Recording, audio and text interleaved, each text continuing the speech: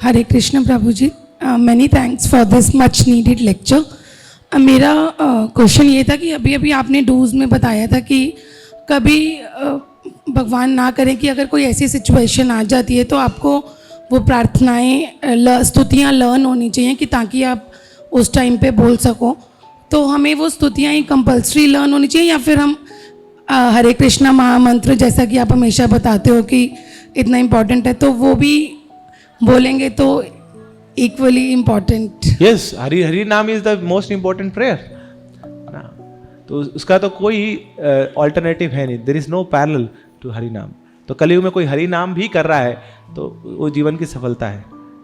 तो ऐसी स्थिति आए जब ना बड़ी विपत्ति में है आप और मुख से हरि नाम निकल रहा है तो निश्चित रूप से वो हरि नाम हमें भगवान की कृपा को आकर्षित करने में सहयोग देगा।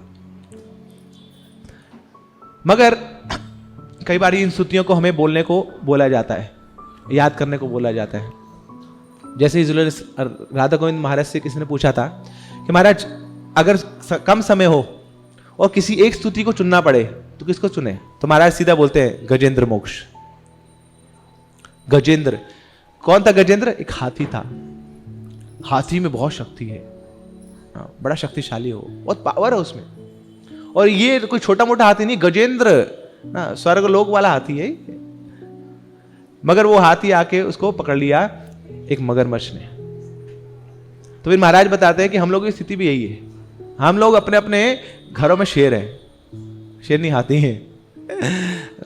हम भी अपने आप में बड़ा गर्व रखते हैं, अपनी कैपेबिलिटीज में, अपनी एबिलिटीज में, हमारे ऐश्वर्यों में, हमारे धन में, हमारी पावर में, हमारी पोजीशन में, हमारी नॉलेज में बड़ा अभिमान होता है हमें। और हमें लगता है कि अरे माया कुछ नहीं कर सकते, मेरा हाथी है, हम बड़े शक्तिशाली हैं, हम कौन क्या क्या बिगाड़ लेगा मेरा ना। तो उस हाथी की तरह हम भी ना अपने आप को समझते हैं। मगर प्रॉब्लम है कि हम कहाँ हैं ना, इस माया के समुद्र में हैं, इस भव सागर में हैं जिसमें हाथी की शक्ति नहीं है।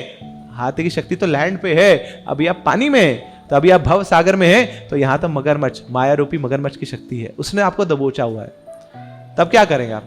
कुछ नहीं कर सकते। मगरमच्छ एक बार जब पकड़ लेता है जबड़े से तो आप कुछ नहीं कर सकते। तो एक ही कार्य कर सकते हैं, प्रार्थना कर सकते हैं। तो उस भाव में हम प्रार्थना करते हैं। तो कई बार वो उस भाव को जागृत करने के लिए हम ये अलग अलग स्तुतियां पढ़ते हैं कि देखिए किस असहाय अवस्था में वो हाथी था, उसके बाद उन्होंने ऐसे भगवान को अप्रोच किया। सो कई बार ऐसे होगा, will be purely totally helpless, and that in that position we can remember those stutis, then वो भाव भी हम ला सकेंगे और भगवान को और शरणागत हो पाएंगे।